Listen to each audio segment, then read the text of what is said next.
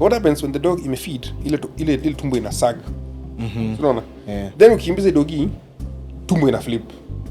Because it's running na tumbo imehang. So inaenda ka pendulum. Ina pendulum ina flip. Ikiflip hapa mbele na nyuma si imeshaji coil. Imelock sasa. Hiyo ni twist. This twist inakuwa na hours. Ikipitisha sometime itaua dogi.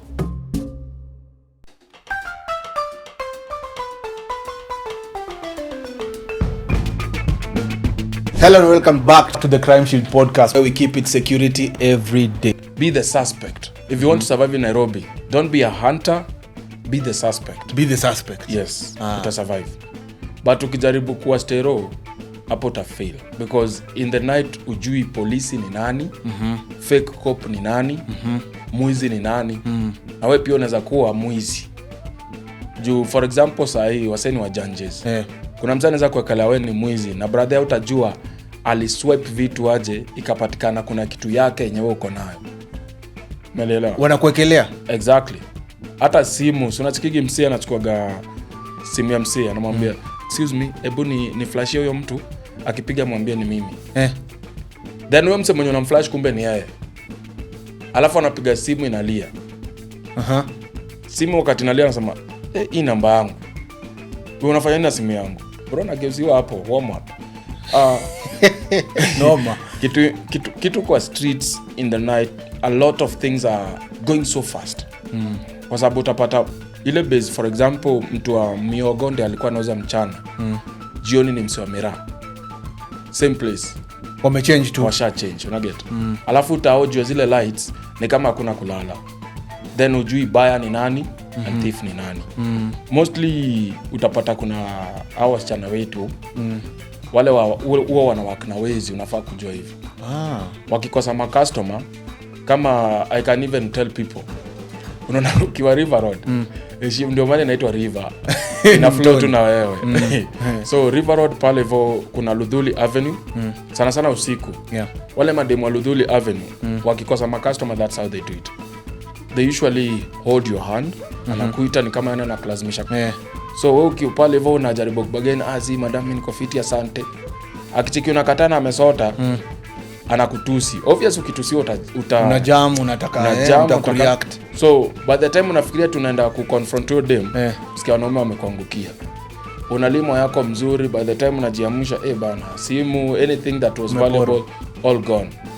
Then unajua saki kupiga usiku hiyo kidhaa, wase kama 4. Bro, the only thing you want to is to run. Safety. Just safety.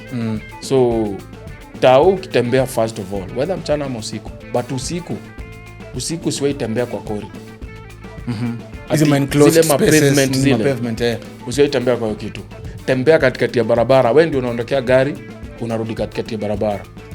Alafu ukitembea usitembee kama ni kama uko na haraka. Tembea ni kama hata labda unapimia maidha confident uende kalale mahali. Wasijue ni kama you are late either from work or you are late home, unajaribu ku get home. Tembea ni kama hata una haja hiyo home, una get. And then kuna swa kuogopa usiku sana tao.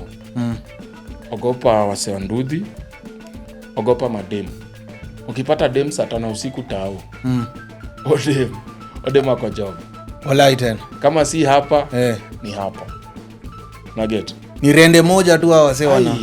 Tawa kuna mtu utembea peke yake isipokuwa wewe. Kwanza ukipata tu wase wamesimama hivi, jamaa ako na koti na ni saa 3 usiku.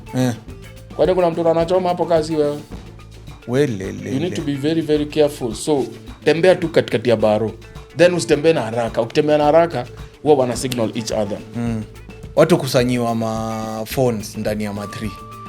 Na hawa se wenye wanakujanga mostly usiku, unakuta kuna wale watu wanaekeza, sijui nisemeaje, wanajaza tu space, mtu akikuja anashuka ndani gari kama gera kama kalisha. Kalisha ni wale wase au hata si kama gera, lakini wanawakana kama gera. Kama gera ni donda mwenye apandangi gari aende nayo. So kazi yake ni kujaza. So kalisha wanakuaga mabeshto kama gera. Ndai unapata wase wamekaukiwa. So wanakuja wase kama 5 wanakaa karibu na windows. So unajua wewe kama msemenyo unataka kupanda gari, ukiangalia unacheki gari imejaja, so unaingia hiyo. So unajua Wakenya kawaida anataka kiti ya mbele, anataka gari imejaa na hawezi nunua gari. Good. So sisi nakwambiaga hivi, ukiingia upate kama gera amekaa hapo hivi, huyo haendi, wewe ndio unaenda. The first thing you have to know, ukipata wanaume 5 ndio wako kwa gari, hakuna dem hapo. Hey bro, jiuliza kwani makastoma tu ni wanaume hapa? Unafaa kujiuliza. Ukipata wanaume 6-5 kwa gari usiku, hayo usiingie ndani. Usiingie. Achana. Wewe unangojwa. Ni wewe tu unangoja. Wewe tu ndio umebaki. Tuende. Na utacheki gari itatoka kwa stage. So ukiangalia unashindwa gari inaenda empty kwa nini? There is no vehicle that is going empty. It is because they were waiting just for one person. Wewe unaenda pale unafikishwa kama tuseme ukitokea unaona ukienda kutoka uingie nini ukifika pale globe roundabout. Yes. Nenda unafinywa pale gari inageuka. Naona. Yaani ina pretend ni kama inatoka lakini haiendi. Inageuka itarudi tu pale kwa stage. So hapo ni kamoja. Ukishaachwa pale hivyo, manze unateremeka hapo juu ya nini? Juu yako ka flyover. Nini imefanyika bro? Wewe. Asema wangeniua. So unasema thank you God for life. Na wanaenda kugeukia pale mbele hiyo matatu inarudi kwenda tao. Tena ina park tu hapo. So ukipata ase usiku hivyo, kitu kama saa 4, wanaume 5 kwa gari. Bro, communication is important. Instinct zako hazijai lose. Ati hata vile unavaa ni security. Please explain that. Ukivaa vibaya utaingia Serena. As in, how is that security? Trend blending. Kama umeenda swimming, utavaa kabuti. Jaona picha yangu nikiswim na suti. Kabuti. I will never get naked for anyone. There's opposites of you. Yes. Do we have such cases? Msame training when I'm dead level, but sasa ya ameenda rogue. I'm sure you can't miss a few. Mamovie yenye tumeona si tumeona wase wenye wana delete wase na ni wase walikuwa na very highly skilled but wanataka kutumia hiyo hiyo the skill that they have kuharm wase. So you can never lack. Interesting choice of words hapo. Delete. Ukiwa in the presence of an enemy akona bunduki, unaweza mwambia let's settle this as men. Kila mtu yake bunduki. Hiyo ni a movie. Hiyo ni a movie. Hiyo ni a movie. Kuna different levels za training kama kwa security. Okay, military, alafu private security. Alafu something also interesting una drop ni ati assessing the situation. Yeah. So wewe in terms of threat levels at different places unaangalia, there's something interesting. Yeah, in terms of nyi wase mmetrainiwa. Kuna wase unaangalianga unasema here I don't touch. Worst case scenario, siwezi guza. Na okay, of course anything can be a threat. Tumesikia stories za KDF officer has been killed by mse wa kawaida, juu alipatwa off guard. And I think Cleveland tukipiga naye story alikuwa anasema anybody can be a threat, anyone can be a threat. So in terms of different training levels, part of assessment ni kujua mse mnaweza fikishana wapi mkianza kwenda na MBO. Yeah, definitely. Paka ukue able ku assess situation yako. Vile huwa sinasema situational awareness. Kama umeenda mahali unajua kuna risk factors zenye huwa zina differ. Yes. Risks zenye ziko mahali kama kwa market ni different na risks zenye ziko kwa mall, risks zenye ziko kwa kibandaski, the risk levels zina differ. So unaangalia kama umeenda tuseme kwa market, watu wagani utapata pale kwa market. Unaona? Kuna mtu anauza, of course paka utakuta mtu mwenye a mad person atakuwa pale, or somebody anajifanya yeye ni ni chizi, kitu kama hiyo. Na pia utakuta kuna watu wa bodaboda, kuna watu wa magari, watu wa on foot, the human traffic. Unakuta kwamba you assess that risk na unaangalia, you play scenarios in your head ya kwamba if in case mtu akuje na anataka ku adversary na anataka ku attack wakati uko pale, what are the necessary steps yenye utachukua. So si kitu ambayo ati unaamka tu siku moja na unajipeleka. You have to plan. So ni kitu yenye I find it easy kwangu because I've done it over and over again. Nakumbuka kuna wakati tulikuwa nafanya some training na ilikuwa inatu require tuende to reserve kwa hotel. Tuende to reserve yuko presidential hotel, yuko presidential suite. And you have to go there bila ID yako. Among many other things. So ni vile wewe hiyo confidence uko nayo and how you approach, because these same tactics zenye watu wa security tunatumia, utakuta even adversaries they already know about it. Yeah, so it is how well you believe in your training, how well you believe in the discipline of that particular craft which is security. Inakusaidia na kupea upper hand. If you go to hotels, utapata dogi na search. Not mentioning any hotel. Dogi na search. Ile speed inazunguka gari. Hata cent hakuna kitu utapata. Hakuna unless umwage supu pale. Nachukua haraka sababu ni nyama. Ni nyama ya. Lakini you need to have a detailed search.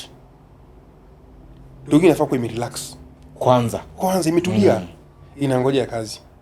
Then ukiangalia place kani busy. Kama mbwa mingi. 2 3 4. Na ukuwe na reliever dogs. Yes. Hakuna venye dogi na search 2 hours non-stop. Haiwezi. How now? One thing you should remember, hii dogi inatumia mapua. Na ina breathe ni mapua bado. Same time. Then hii dogi inafika point inaanza kupant. And the saying that goes, a panting dog and a sniffing dog. Yeah. Ina pant na una expect sniff. Haiwezi. Actually dogi inatafuta ifai kufungua mdomo. Ukiwa dogi imefungua mdomo ina search. Haifanyi kazi. It's lying to you. It's not doing anything. Because haina pant. Yeah. Una expect ifanye detect aje sasa. Haiwezi. So you'll find pale msee amesimamisha dogi na cheki. Dogi inakaa poa, imetoa ulimi poa, inakaa hakuna kitu inafanya. Imechoka. It's panting. Na mapua inafaa kuvuta. Itafute kitu inatafuta. Hakuna. So unapata the training itself ndio ilifail kwanza. Yeah. Then the business aspect inaingia ndani. Unataka kuwa pale uonekane dogi. Kuna dogi zangu zinafanya kazi. Crimeshield wamedeploy. Dogi zinazunguka tu gari haraka haraka ziende. But do you remember that the main objective ni nini? Inafaa detect kitu. Saizi we are busy, all the dogs are searching for firearm. But see, firearm in Kenya squeezy you can apply upewe. So it is legal. So hata mkitafuta kwa gari mkinipata nayo it is legal. Ukiuliza yule handler na search pale una search nini? Mwingine anaweza kuambia bomb. Ulize bomb ni nini? One day I asked some guy kwa hoteli. Ndafuta ni akaniambia ni bomb. Bomb ni nini? Akasema si ni bomb. Bomb ni nini sasa? Bomb ni bomb. Inakaa aje? Tuwezi elewa wewe. Kaambia sawa mimi siwezi elewa. So we need to go back to the drawing board. Wewe kama dog handler, especially wa EDD, that is explosive detection dogs. Ama NDD narcotic, lakini narcotic inaga shida sana juu hizo ni italetewa tu utakuja nazo. But for EDD, the distraction and explosive can cause with those mistakes you make kwa hizo search. It is very very very serious. On our previous take, we talked about home security. Yes. And we find that sometimes parents do not supervise the shopping of their children who are going to school. Yes. Sometimes they give them money to go shopping for themselves without supervision. Yeah. And that is how you can find some probably drugs or alcohol being taken to school. So in my opinion, one other cause that can really cause a lot of mayhem in school could be drug abuse. That's true. So you find students are intoxicated, be it bang, be it cocaine, be it alcohol, and they won't be thinking straight when they're doing that. Yes. So I feel, with the addition to the stricter measures during exam, I also think alcohol and substance abuse can also be a factor. That is a very strong factor. Yes, because when you do random checks in schools, we have some schools that find learners with bang. Yes. When you do those random checks, you find abandoned bags with drugs. Like now, my son is in a national school. Yes. So when we go to report, there is a very strict checking at the gate. You have 2-3 stops where you have to be checked as a student. Okay. Just to ensure that there are no drugs. And when these drugs, if they get into the school, then they can be abused. And end result is either chaos or fire, because that learner is not prepared. Yeah. So when an exam comes, he'll want to disrupt the process. Because he's not prepared. So he wants to look for something to divert their attention from the exam, and they concentrate on the fire. Yes. Wow. Yeah. Wow. So that's one of the reasons. What about the leadership? Yes, we have some schools where you find the leadership. We call them the prefects or the captains. They have power more than the teachers. Really? Yes. A prefect has power? Yeah. They want to reprimand students. And this has caused chaos in some of the schools. Wow. Yeah. So if these schools do not have limitations on how far a student as a captain can go while ensuring that the other students follow through the processes of discipline in a school, there's rebellion. And this rebellion at times will result into strikes. Such policies and procedures. Yes. And the dress code. Yes. We have, as I said, students in high school have, most of them are in adolescent age. Yeah. And, what can you say about the dress code, both in the boys' schools and the girls' schools? Yeah, dress code is key.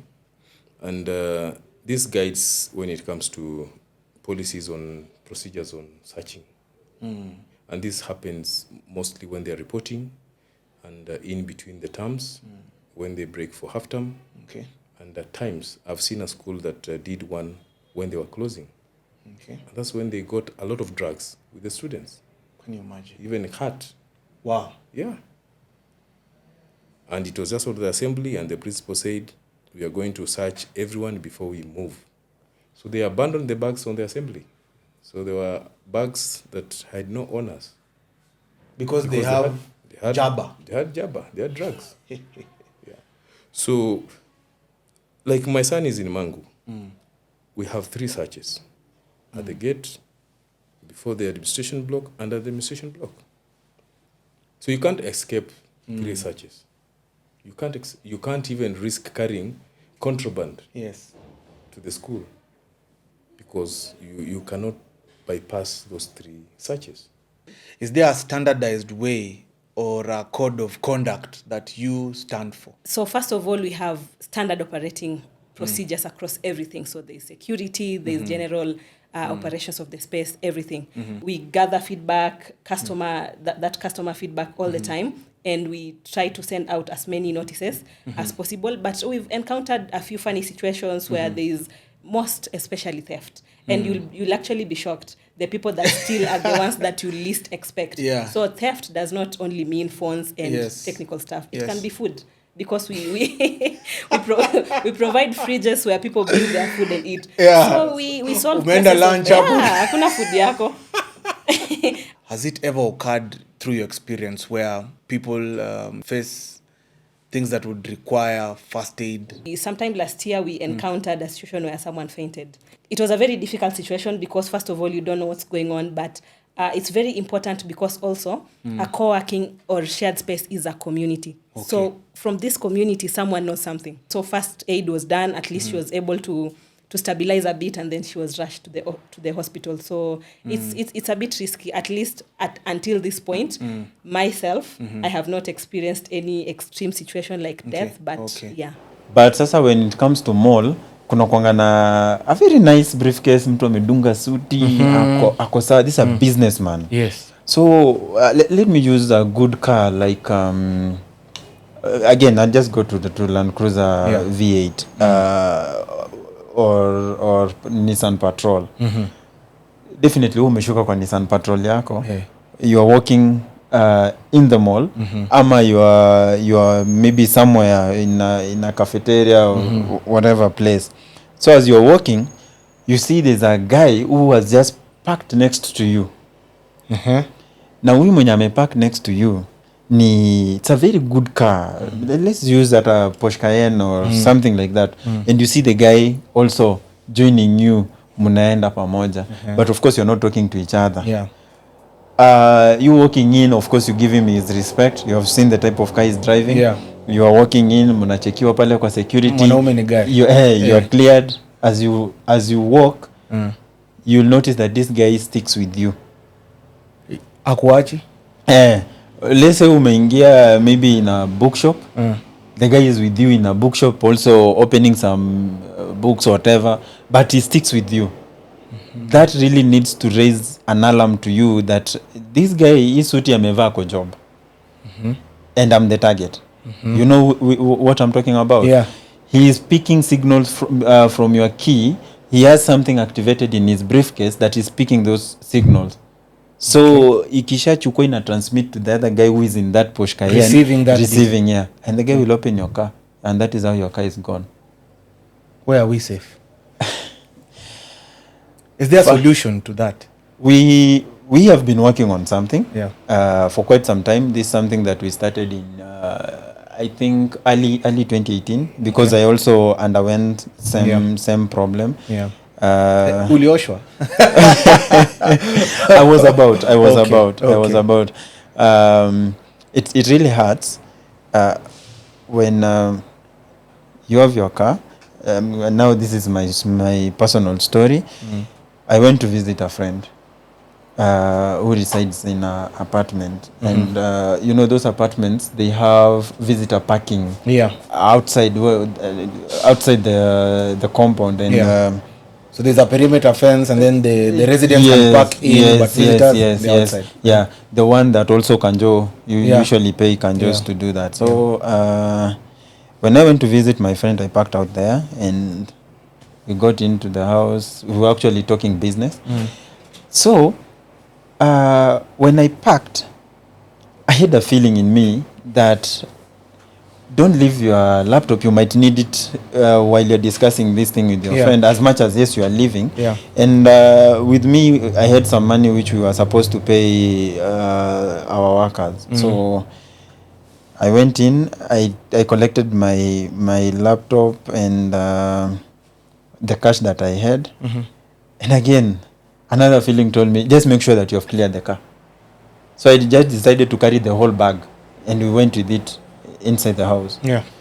So when we got in, he prepared something. It was actually a quick lunch as we leave.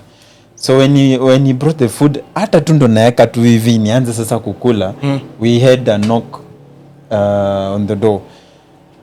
He went, opened the door, and it was a lady. The first thing she said is, ule mtu alikuwa na gari ya blue aliingia hapa.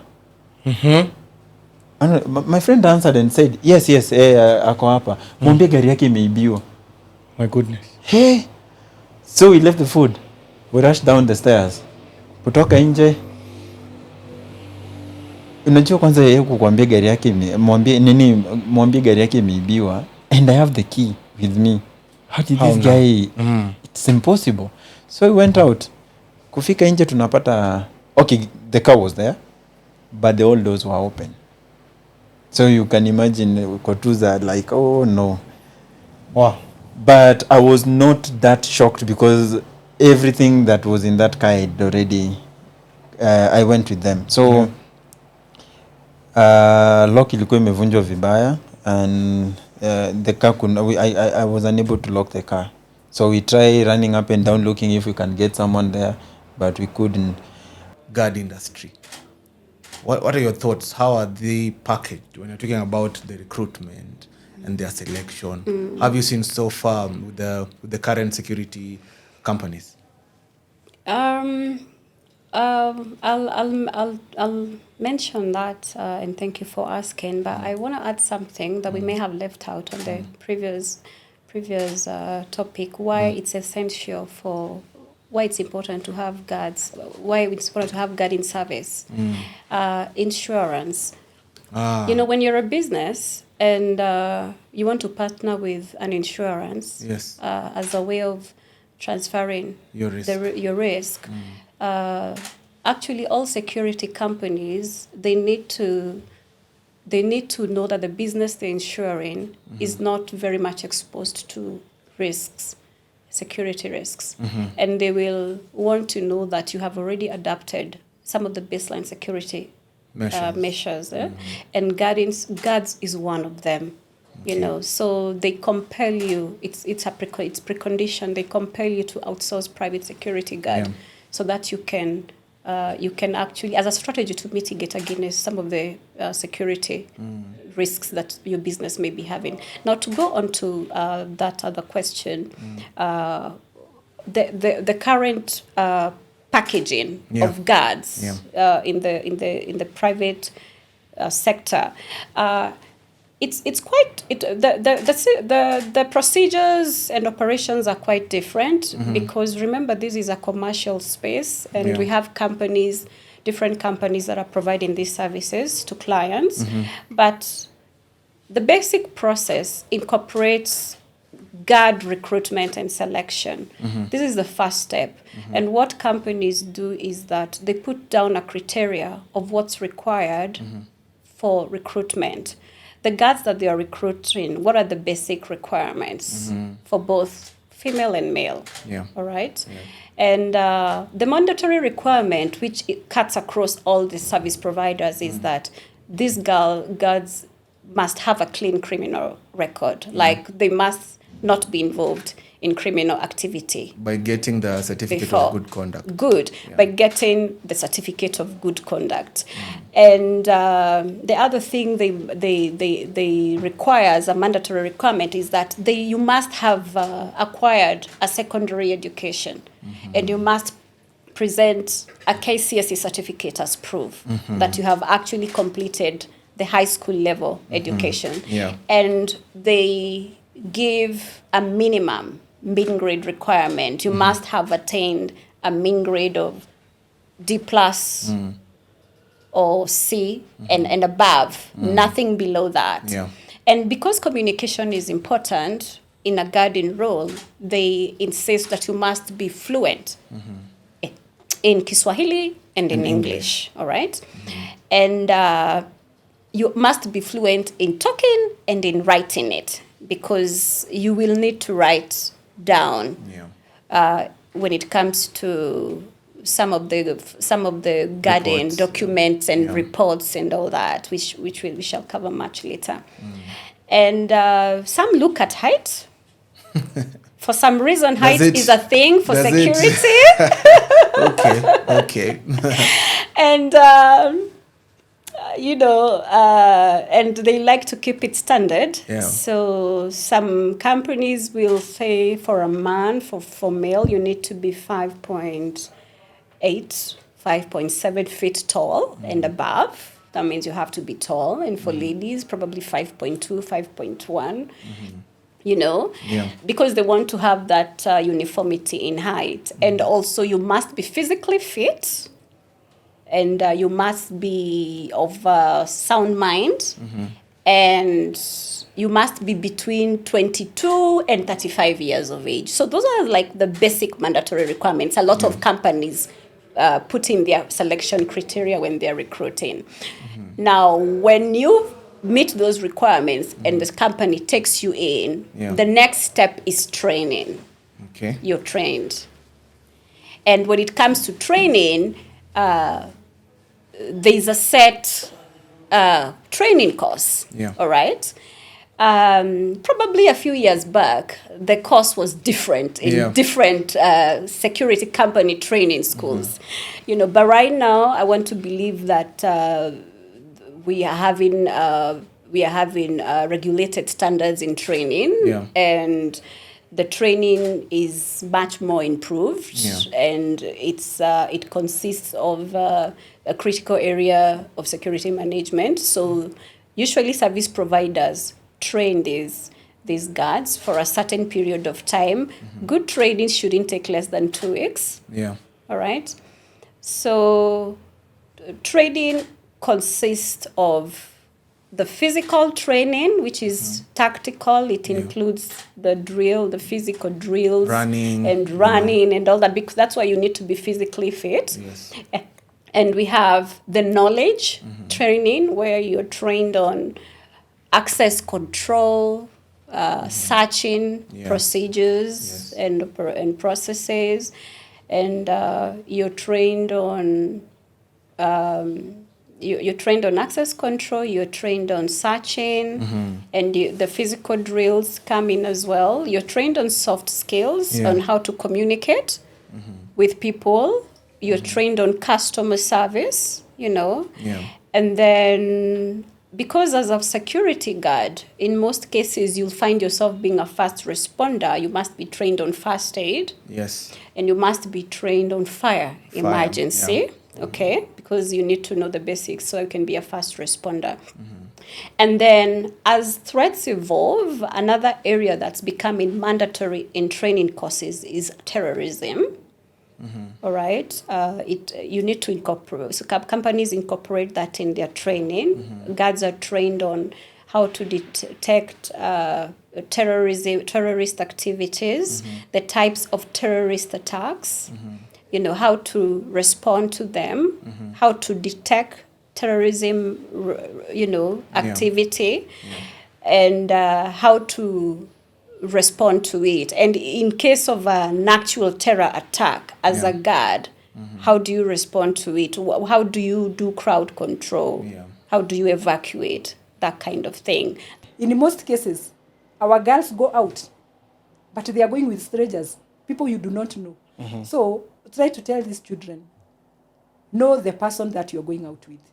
Know in case anything happens, how do I exit this place? Scan the environment. The parking lot, that's where people are marked in most cases. Even in colleges. Those parking lots, you find yourself carrying your laptop on your way home, and then somebody snatches your laptop, somebody want to kill you, somebody want to rape you. So in most cases, avoid those dark areas. Avoid those isolated streets. Like in Nairobi, we always tell people, if you're going towards Kirinyaga Road and those chochoros, make sure it is even during the day people get mad.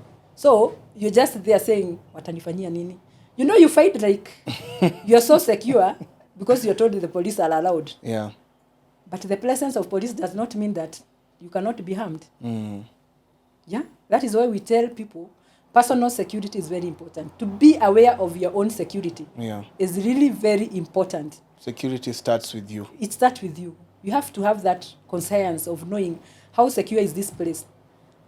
Sometimes I feel sorry for people when you go somewhere and you find young people and you're like, do they know what threats are surrounding them in this place?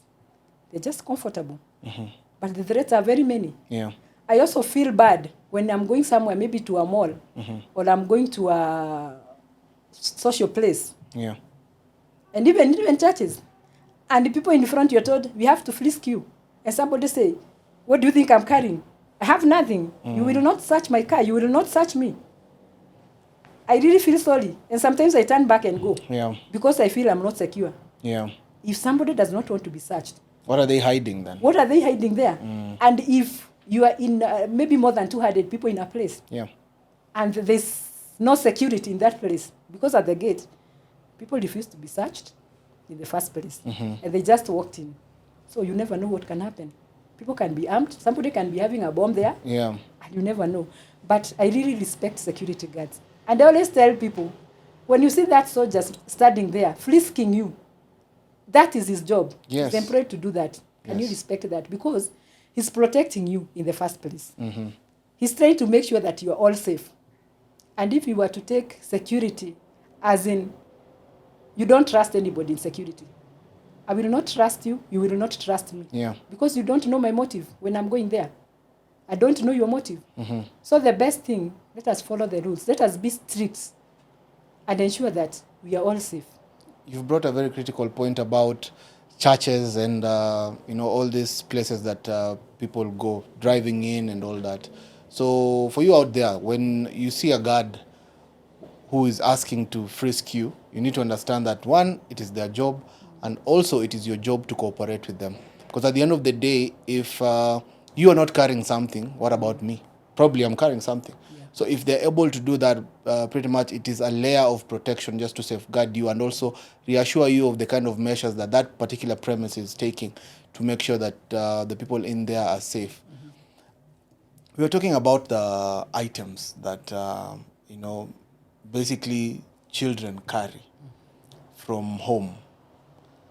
We want to surround ourselves with an ideology whereby charity always begins at home. What is this environment that parents create to make their children become a menace out there? Find that there are parents whose homesteads, there's some level of lawlessness, where the children are the ones who make the decisions of what to carry, what to do. What is your take on how parents should conduct themselves, because at the end of the day, the children will be a replica of what the parents do at home. I'm talking about the house parties, young parents, kuna bash, and you have your child there. The parties, you're exposing your children to people, drinking, smoking, and there's this shisha. They're called vape nowadays. They are packaged really well. You can think they're sweets, but at the end of the day, what kind of harm can they create? Your opinion on that?